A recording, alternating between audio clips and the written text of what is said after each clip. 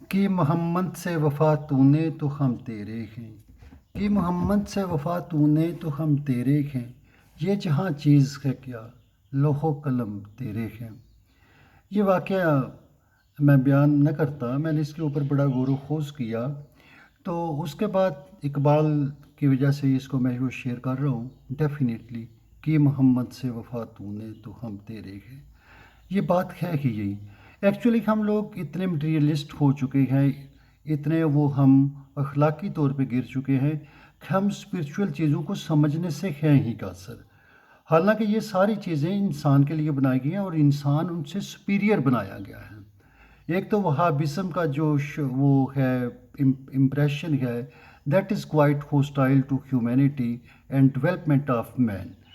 اور وہ اللہ ہی اللہ کا مطلب یہ ہے کہ کوئی اس کی تخلیق جو ہے اس کو وہ امپارٹنس دی نہ جائے، اور وہ تاکہ وہ سعودی مذہب سعودی بادشاہوں کو ڈیولپ کرنے کے لیے تھا، تو انہوں نے یہ پاکستان میں بھی امپورٹ کیا اور اس کے اوپر انہوں نے ڈالر اسپینڈ کیے، تو اس وجہ سے وہ مطلب the religion is being used as tool to dehumanize human being. یہ مذہب کا یہ وہ امپریشن ہے۔ بہرحال میں آپ سے حضرت علی کا ایک واقعہ شیئر کرنے جا رہا ہوں۔ یہ غلام نے آقا کو قتل کیا۔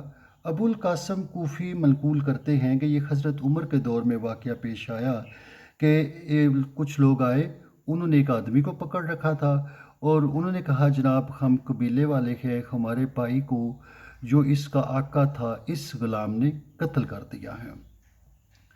اب حضرت عمر نے اس سے پوچھا کہ کیا تو نے قتل کیا ہے؟ اس نے کہا جی میں نے اس کو قتل کیا ہے۔ تو اس کے بعد حضرت عمر نے کہا کہ اس نے جب قاتل خود تسلیم کر رہا ہے تو اس کو قتل کر دیا جائے۔ تو اس نے کہا میں نے اس کو قتل اس لیے کیا تھا کہ اس نے میرے ساتھ بد فطرتی کے وہ کیا کہتے ہیں، اس نے میرے ساتھ بدفعلی کی تھی جو کہ غیر فطری عمل تھا، اور میں نے اس کے نتیجے میں اس بندے کو قتل کر دیا۔ تو انہوں نے کہا جب تم نے تسلیم کر لیا یو مسٹ بی کلڈ۔ تو ہی واز بینگ ٹیکن، تو حضرت علی مسجد میں آتے ہیں، تو آپ نے جب یہ صورتحال دیکھی تو آپ نے کہا کہ آپ جو ہے وہ تھوڑا رکیں، 3 دن کے لیے آپ رک جائیں، اس کو قتل نہ کیا جائے۔ پھر وہاں پہ حضرت علی کا ایک ڈائلاگز بھی ہے۔ حضرت عمر نے کہا کہ جب اس نے خود اقرار کیا ہے، خود تصدیق کی ہے، تو اس کو قتل کرنے میں کیا حرج ہے؟ تو حضرت علی نے جو ہے وہ کہا کہ کیا اسلام نے بندے کو اپنی عفت اور عزت کو بچانے کا حق نہیں دیا ہے؟ اگر کوئی بندہ اس کی عزت پہ حملہ کرتا ہے تو کیا اسلام اس کو بچانے کے لیے بات نہیں کرتا ہے، اس کو اجازت نہیں دیتا ہے؟ تو حضرت عمر نے کہا کہ اگر یہ ایسی بات ہے تو پھر بھی قاتل تو قاتل ہی رہے گا، قاتل تو چینج نہیں ہو سکتا۔ تو آپ نے کہا کہ حضرت علی نے اس کے ورثاء سے کہا کہ اگر یہ جو الزام اس نے اپنے آقا پہ لگایا ہے کہ اس نے بدفعلی کی تھی میرے ساتھ، تو اگر یہ الزام یہ سچ ثابت ہوا تو کیا پھر تم اس کو قتل کرو گے؟ تو حضرت عمر نے بیچ میں بھی پھر کہا کہ یہ اس کو قتل کیا جائے گا۔